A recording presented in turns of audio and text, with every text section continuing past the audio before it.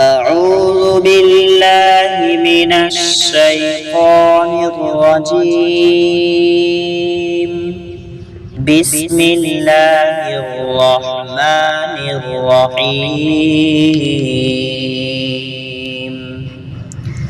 وإذ قال إبراهيم رب اجعل هذا البلد آمنا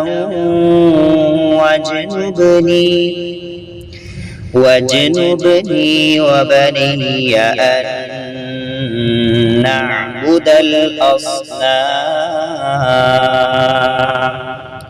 رب إنهن أضللن كثيرا من الناس فمن تبعني فإنه مني ومن عصاني فإنك غفور رحيم.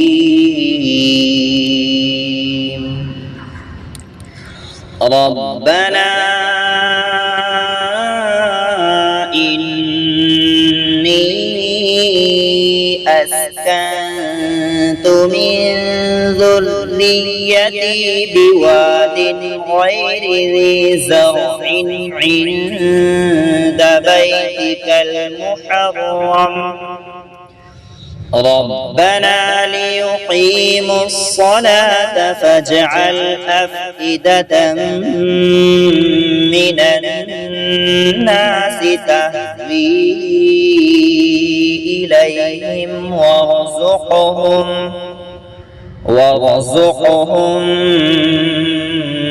من الثمرات لعلهم يشكرون.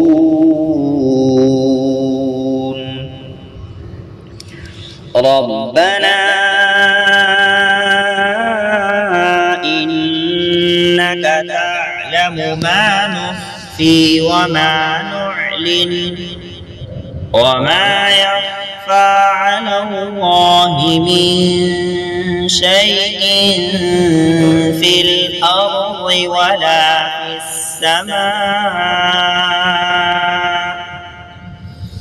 الحمد لله الذي وهب لي على الكبر إسماعيل وإسحاق إن ربي لسميع الدعاء.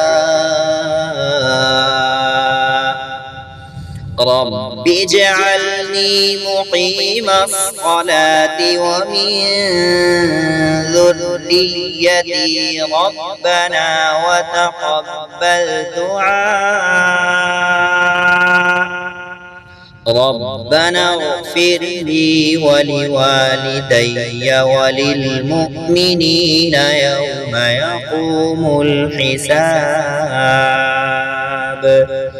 صدق الله العظيم.